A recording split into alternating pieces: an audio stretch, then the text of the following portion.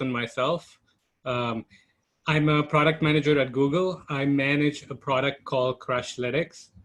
You probably don't know what it is, but if anytime an app crashes on your phone, there is a good chance we are getting the crash report and we are telling the developers, go fix this. And then I run a program called Intentional Product Manager, which helps product managers succeed in their careers. That's my mission statement.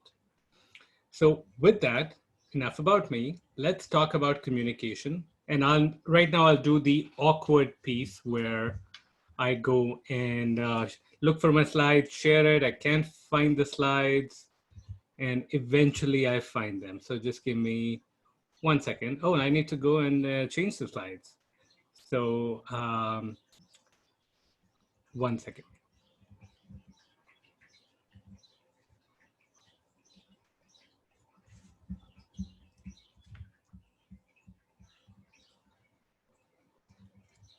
Okay, perfect. So little known aspects of communication that all product managers, I believe, must master. So when I speak to product managers, the number one thing that they say, Shobit, the number one thing they said, Shobit, I wish I worked for Facebook or Google or Amazon or Netflix or something like that. Okay, out of the way. Next thing, Shobit, I wish I was better at communication. Okay, perfect, got it. So when we typically talk through communication, right? There's often some little known aspects that are actually more impactful than what we think as what might be important for product managers. So when we think of communication, the first picture that comes to mind, at least to me, is, you are presenting in front of a grand audience, right? This is the great communicator. I just do great presentations. And okay, that's well and good. But let me ask you, in your day-to-day product management role, how many times are you actually getting up on stage and presenting? Not that often. And even when you are, right, those times might be crucial, but there's so much more that goes into being a good communicator. Most of the times when PMs are actually want to be great communicators, what they want is basically they want to have a great brand, right? They want to, and your brand is basically what other people say about you when you're not in the room. So that's one of the big aspects of great communication is it leaves people with some sort of an impression of you that carries forward. That impression might help you get better projects at work. That impression might cause people to look at you as a follower, but not a leader. True story. I was told that once. I say it very proudly. I was told at the end of a review that, yeah, you're a good soldier, but not a great general. And I was like, well, thank you. That's very nice of you. You too. But that was the brand I had at that point in time. And it had to do with communication. But the big thing that product managers, when they talk about communication, is really influence. They're looking to have influence on people, on their company, on their roadmap, and communication is their way to do that. So most of the times when I'm talking to product managers about influence, communication comes up. When I'm talking to them about communication, influence comes up. It's all kind of interrelated. So on a day-to-day basis, what are the kinds of things, what are the kinds of aspects of communication that, in my opinion, really matter? Here's the big reveal. And then we'll talk about all of them. Some of them you'll understand right away what they are. Others you won't, and that's on purpose, not a user error. So let's talk about that. So 5 aspects of communication we overlook. Number 1, asking great questions. And I'll dig into what this entails because the art of asking great questions is something that some people spend their entire careers on, especially if you think of FBI negotiators, right? They're doing a lot of things, but at its core, what they're mastering is a set of questions that help them get the upper hand and finally, in those high stakes situations, get to the right outcome. So that's one, asking great questions. Second one is changing the frame. Mysterious. I'll leave it that way. I'll come back to what it is. Number three, driving clarity. We all know that's important, but I'll talk through some aspects that we might miss.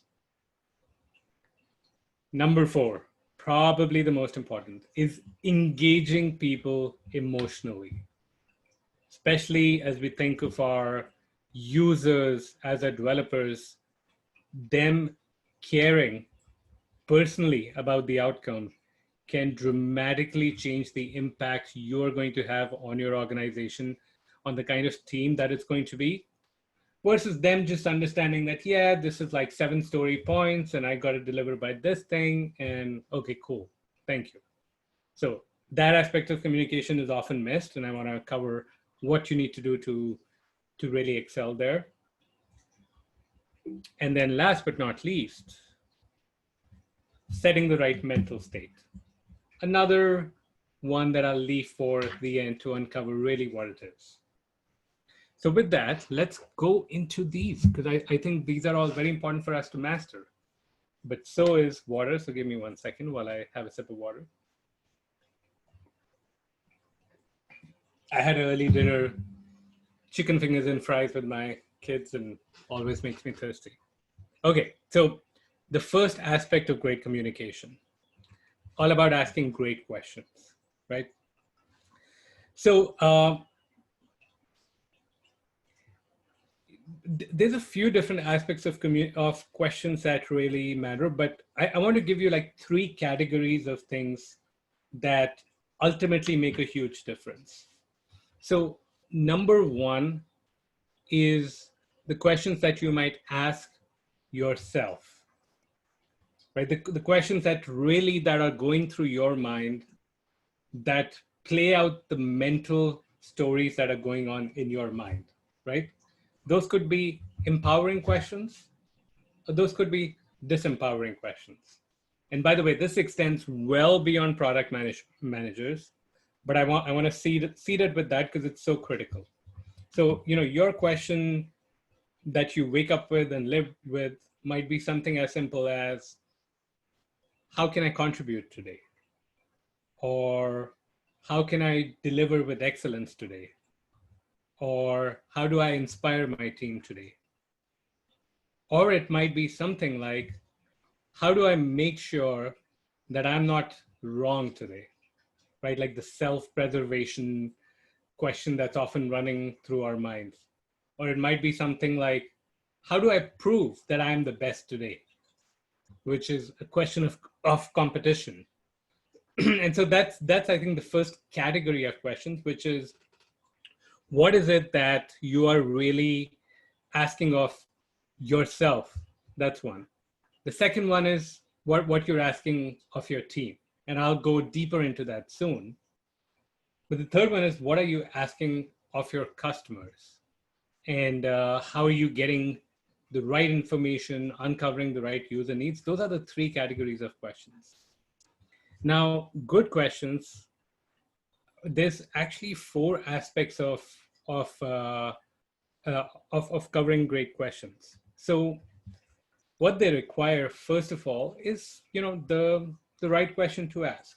So I'll give you some examples.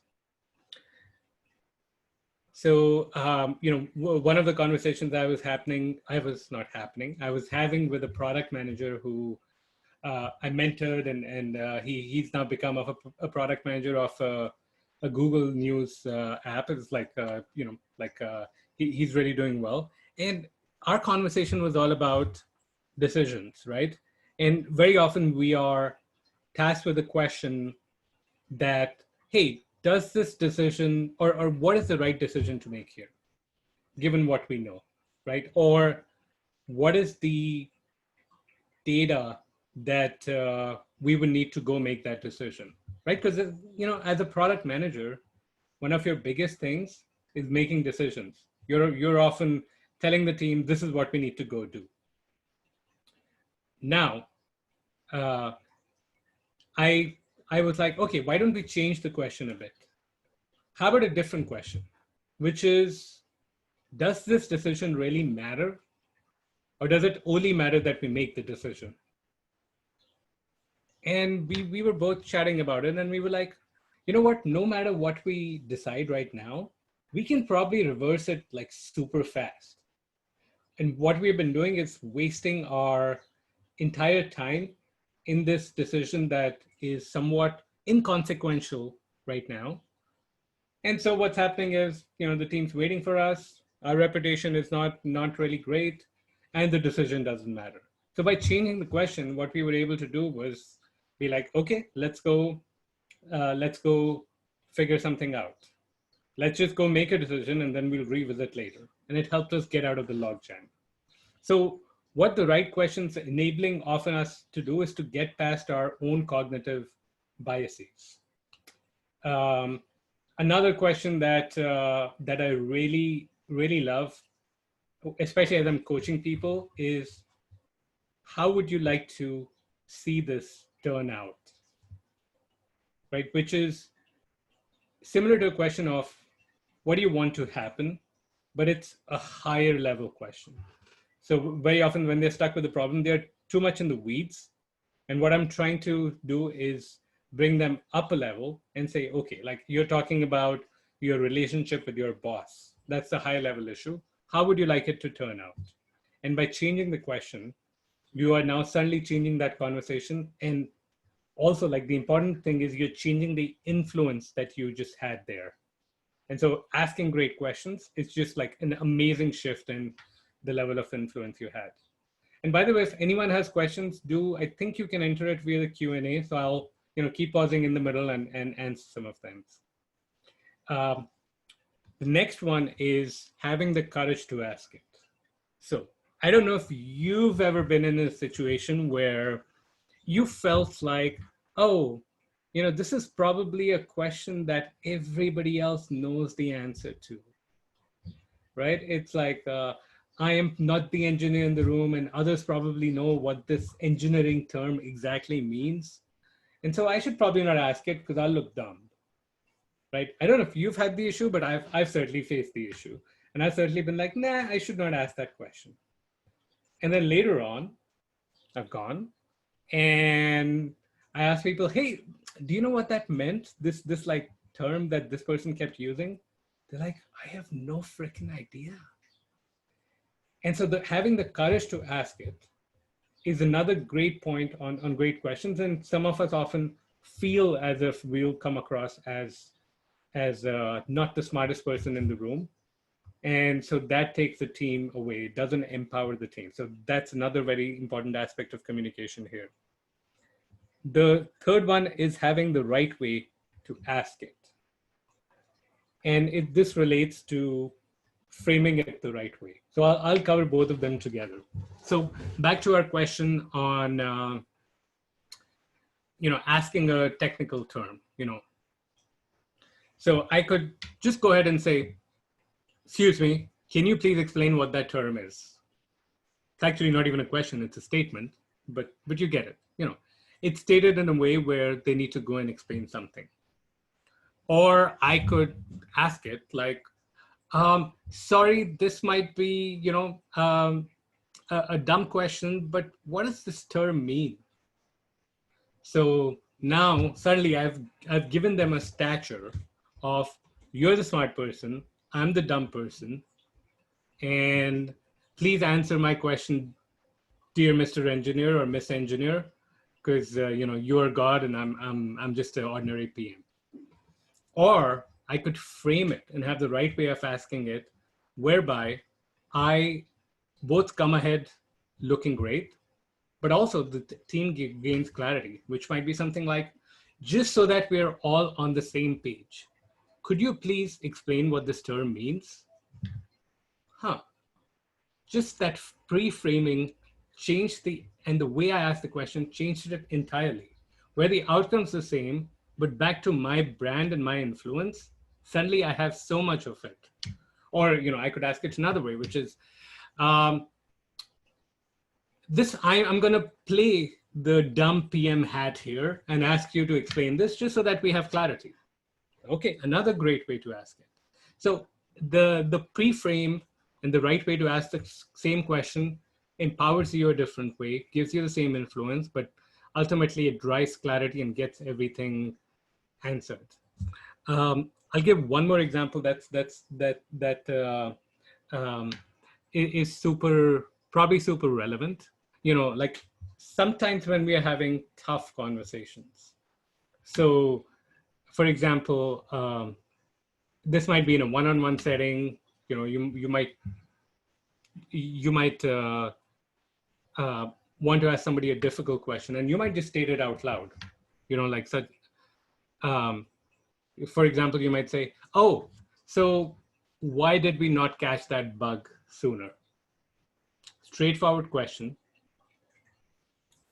But now suddenly it's that why is bringing some amount of defensiveness in then, right?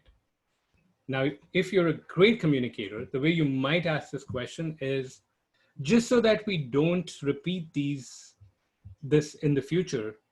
Can you tell me how we managed to not catch that bug, or how did that bug got introduced? And now it's suddenly the same question, but there's no blame on them. It's you stated your purpose that my goal is to help us to not get to prevent this in the future. And what I've also changed this important thing is rather than asking why, which is often a accusatory question, what I've done is I've said, how did that become to be introduced? So like sort of pointing at the process or pointing at other things. So I know that's lots of examples and lots of different things about questions, but questions really matter. So I wanted to emphasize those here as the first aspect of communication. And you'll also find that the other 4 aspects I'll talk about, they all relate back to some of this. So I'm going to take a breather and see if there's any questions that came up in Q&A. More chat. Okay, let's see.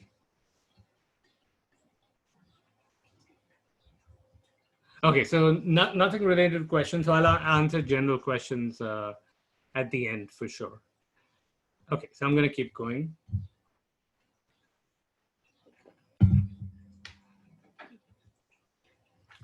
Okay, and so the next communication skill is changing the frame, right?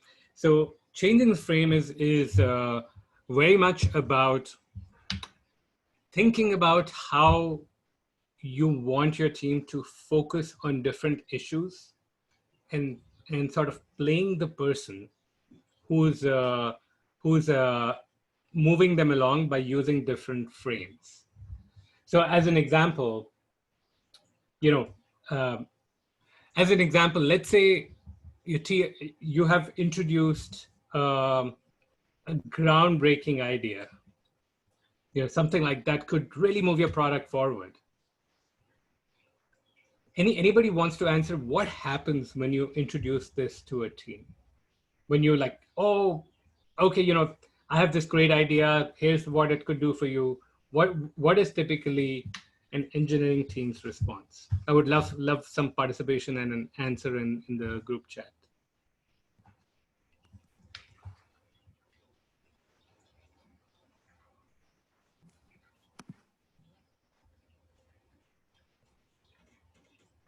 Yeah, great. Great point. When do we have to deliver? We have tried that, absolutely. Yeah, another one might be like a list of all the problems that exist with it, why it might not be technically feasible. Let us think about it and contact you later. That's interesting. Yeah, that's often a response. That's actually a pretty good response. I want them to think about it.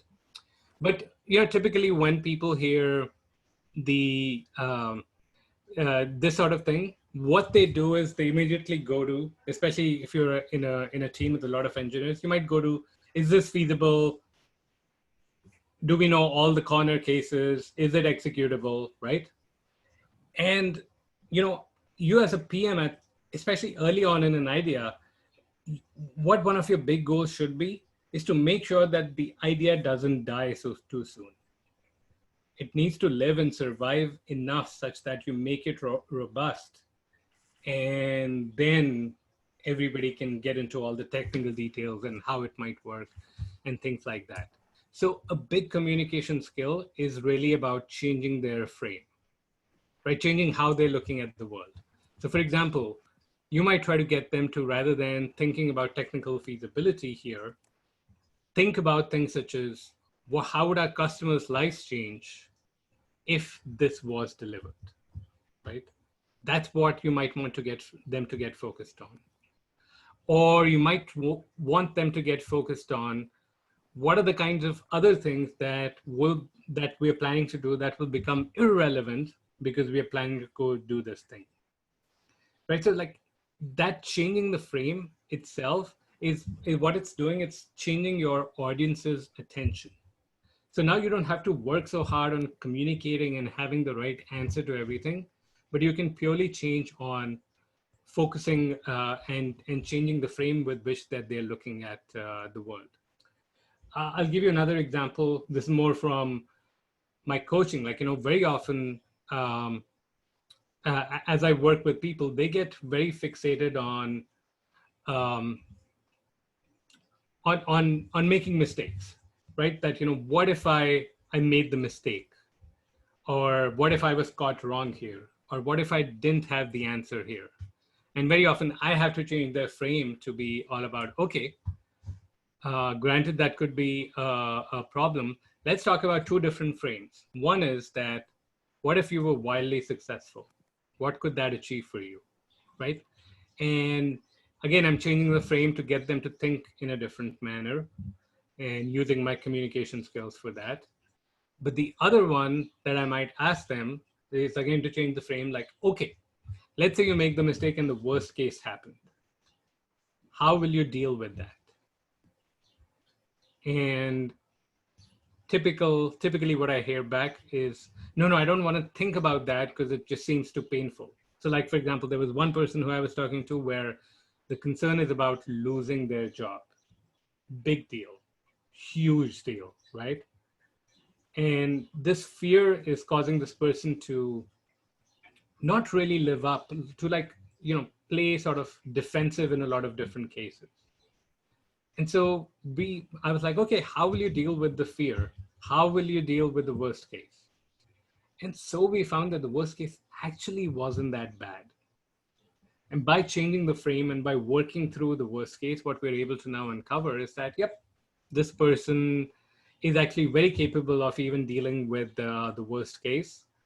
And so we were able to then move past that and sort of got them more thinking forward and moving forward in a much more positive manner for the job search and other things we were working on. How am I doing on time? Just wanted to check. Any of the organizers? It's 6:37. I think we should be good. Okay. Yeah. Perfect. Okay. Awesome. So, okay, so that was number 2, changing the frame. Number 3 is driving clarity. So this is probably the one that you all are most familiar with, which is one of the PM's core jobs is to make sure that everyone's on the same page. You drive clarity as much as possible within the team, outside the team.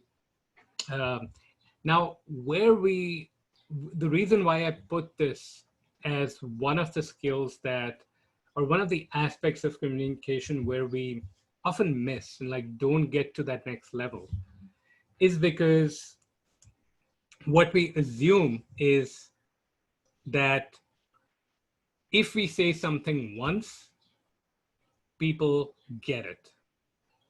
People internalize it. You must have heard the expression, beauty is in the eye of the beholder. Well, clarity is also in the eye of the beholder, just because you are clear on something, it doesn't mean your team is clear on something. And also, it's very often that they have not internalized that message, even though if they've heard it. You could ask them and they are they could answer back to you, but they haven't really yet dug deep and like truly internalized the message. So the big thing that I often talk to PMs about in this case is communicating as if you're running a marketing campaign. So I'm sure you all have email inboxes that are overflowing, right? You get a lot of messages, a lot of newsletters that you probably subscribe to. A lot of it feels like spam. But one of the reasons why it exists is that marketers understand that you might have ignored the email in the past. You might have glanced at it and yet not internalized the message. And they know that you need to hear the same message over and over again, but in a different manner. So one of the skills, especially like with copywriting and marketing, is that you often reinforce the same message, but in different ways. And so what I want you to think about is when you think that you have communicated enough, you got to communicate more, because repetition does not spoil the prayer, except with the small star that you're going to repeat in different ways. So the primary example is often with either your strategy or your roadmap, right? With a lot of PMs, if I ask them what their roadmap is or what their strategy is, or what are the 3 most important things they must deliver, they know the answer. They can, tell me, oh, sure, but there's 3 things that are important, A, B, C. Perfect. And then I go to their teams and I ask the teams the same question. And the team's like, well, I'm working on this, so that's probably important. I don't know what else. And it's not because they haven't, mentioned it to the team, but it's just they haven't mentioned it enough. So I asked them, like, how could you repeat it in a way such that the team doesn't get tired of you, right? That's the skill. So you might, send an email about it. You might put it in the newsletter. You might announce it at a general meeting. You might repeat it at some stand-ups. Just like all different ways, and combining with visual and auditory and written word to reinforce the message on what really matters here, what's really important here. So that is like a fundamental skill of you driving clarity, so that the real test is if you were to ask several people on within your team on the same question, will you get the same answer or not? Or even if you went to different stakeholders, will you get the same answer or not? That's your test on driving clarity as a product manager. And you don't get a pass. You don't get to blame others for not listening here. It is up to you to reinforce the message enough such that they get it, they internalize it, or they disagree with you and they tell you that. Cool. Any questions so far? I'm going to answer one from before, which was, to what extent should I master technical skills through the technical component of PM interviews? Yeah, Harsh, I guess my answer to this is just enough to get you through the interviews. And very often those interviews, really what they're testing is not really your technical skills in terms of your ability to code, but are you able to think through slightly technical problems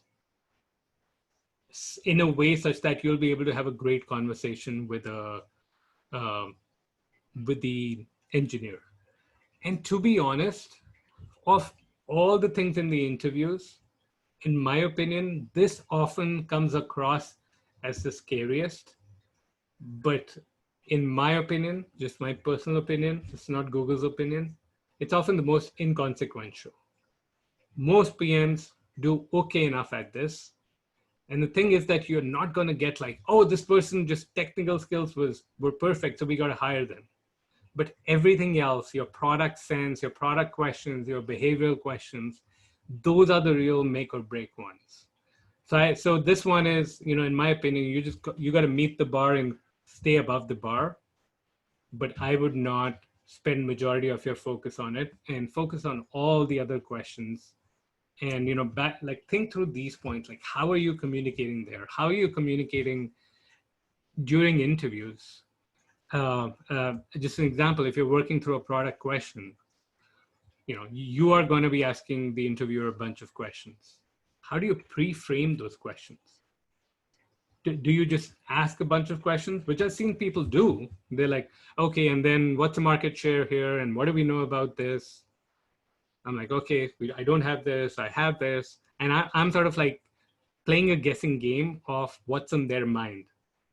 Well, they could have been explicit and pre-framed it and said, I'm really interested in making sure that, for example, this meets the business objectives that we have.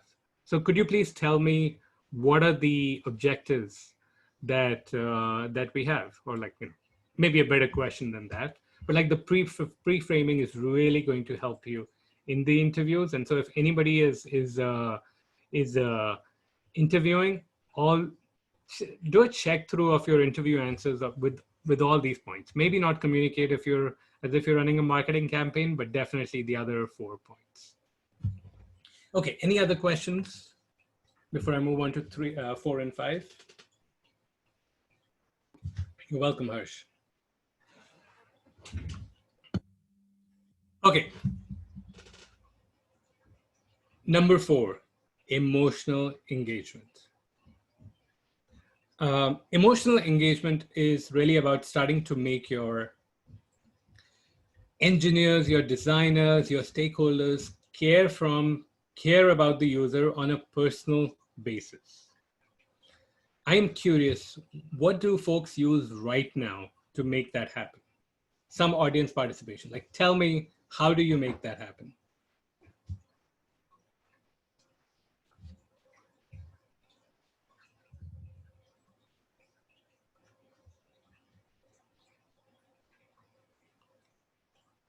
Make them feel heard. Like, in what sense? Praise.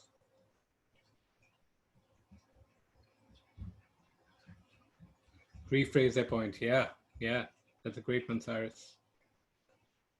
William, praise is often not done enough. Any others?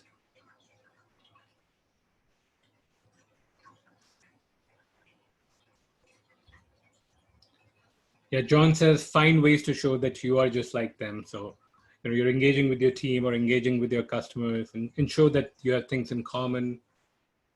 Anka says, understanding the team composition, valuing the strengths and points of view. Anna says, empathy. William says, great one, like asking about greater goals and life goals. Yeah, all of really great points. Ask how they are, absolutely. So these things really matter because I want to bring up like almost 2 different aspects. So one is your engagement with your team. Like, do you personally care about them? And then there is the making sure your team's engaged with the customer's problem and really they're emotionally attached with the kind of outcomes your customers are trying to have. So let's talk about bucket number 1, which is how do you make sure your team feels that you care about them? I think there have been some great answers here about empathy and somebody mentioned rephrasing their point. I think that's really awesome. Where you're like, hey, let me just make sure I got this right. This is what I heard, and so you really make them feel heard. Asking really awesome questions based on what they've said before is actually a great way of also driving emotional engagement. Yeah, asking about families, that's another great one. I think like all those help you become, feel like in a place where they engage with you. But I do want to bring in one point of caution, where as a PM, you do sometimes, I don't want to say be distant, but you want to be able to switch your hats on being, their friends, just like you're part of the team, to at other points being that decision maker, being being the one person who's going to make the tough decision when the team needs them to, but drive consensus where it's possible and where it's the right thing to do, right? So you got to be able to switch those points, and both of them carry their own emotional engagement. One of them is all around, I care for you, and the other one is, I care for the goals of the company, of the team, and you're balancing, care personally, but also care about results. That's really the kind of emotional engagement I want you all to form through different communication methods. And then on the other side is driving the emotional engagement with customers in the sense of, is your team emotionally connected to the customers? Because once they are, they will move heaven and earth to make whatever is possible there. So anything that people do to make sure their team is connected with the customers.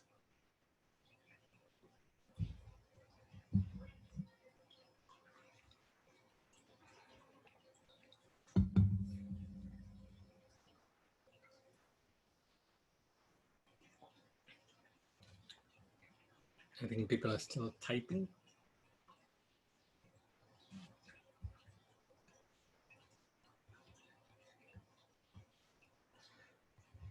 Okay, so since I don't hear responses, like, it's one of the things I do is just direct, John, I'll answer questions soon, but like in terms of customer engagement, I found some things to be most effective. Nothing more effective than customer testimonials. Anka says, yep, that's great. Actually, customer testimonials, repeating success stories.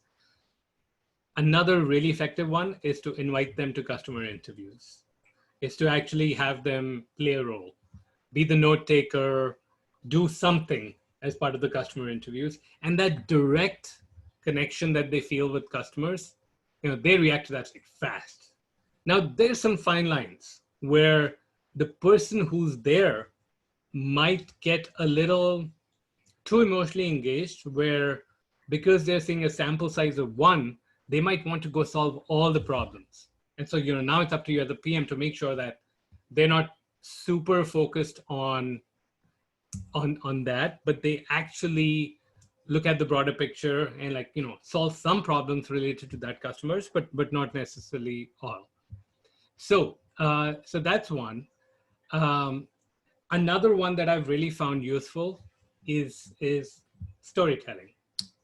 And, I just did a talk, was it last week, on basically storytelling. It's a whole topic on itself, but there's nothing that engages your team, you to a customer, than really understanding their story and understanding the role that your product is really playing in the customer's lives.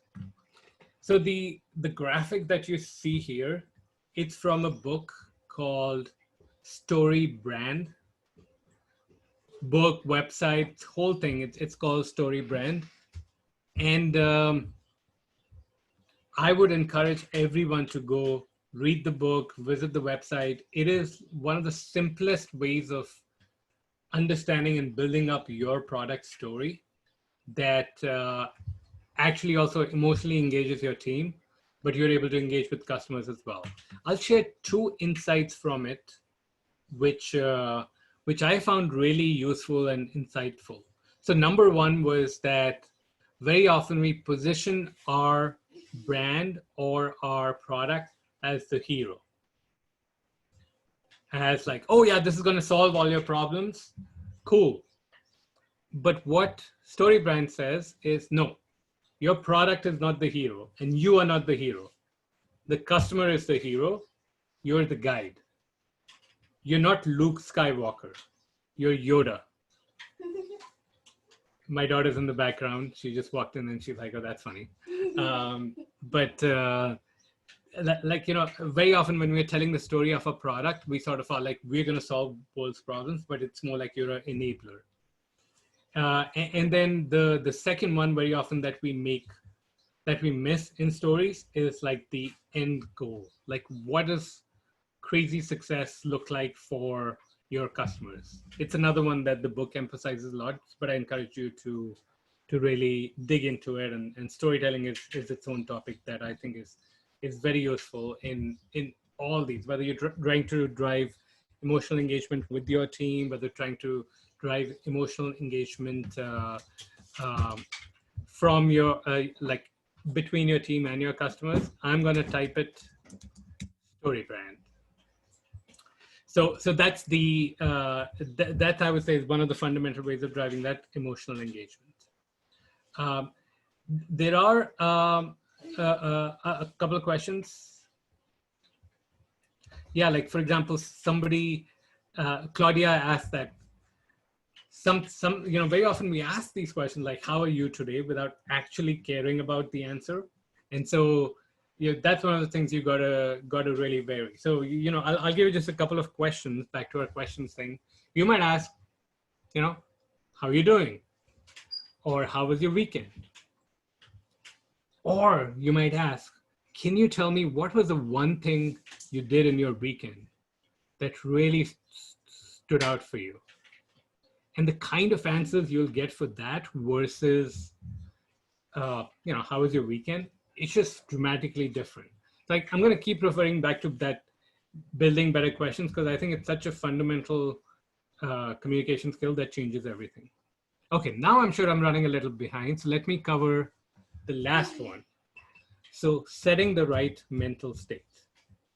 So as I start to coach PMs, one of the things that happens is that we realize that their calendars are absolutely crazy busy, right?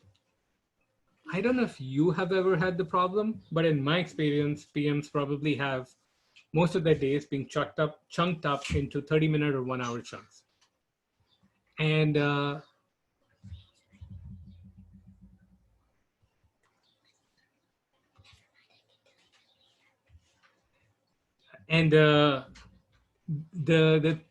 thing is that you're moving from one meeting to another, but never really releasing that mental tension or the stress that you build up in the last meeting. So you're moving into the next meeting with just like that carryover residue of mental state.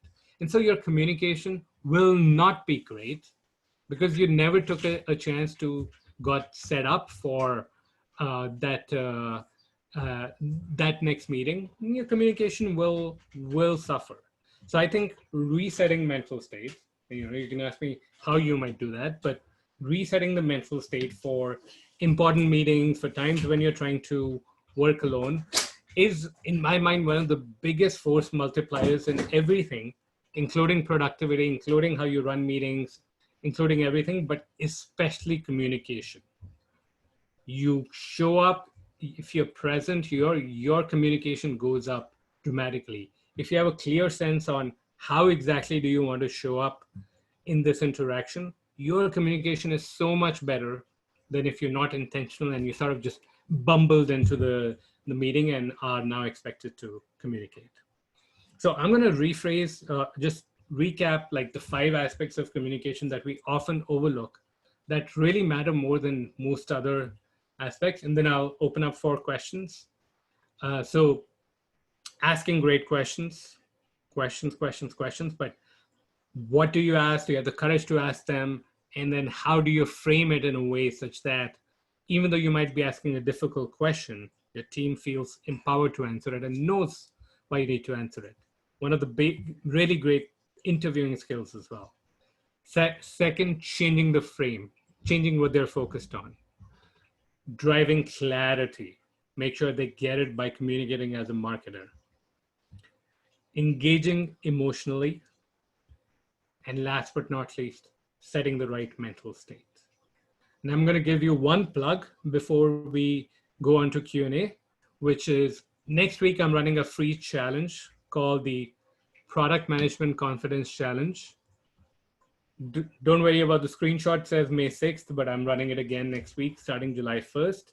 If you want to join this free 5-day challenge, just go to this link, bit.ly/IPM confidence. and come spend more time with me. You might already be sick and tired of listening to me, in which case, you can take a pass. But if you want to join, more than welcome. It's completely free. And last time we had 600 people register and quite a few show up on different days. It was a blast. I was exhausted every day after I did the challenge, but just an absolute blast. So with that, let me move to Q&A. Oh, I'm losing I can't find Q&A. Oh yeah, there's some.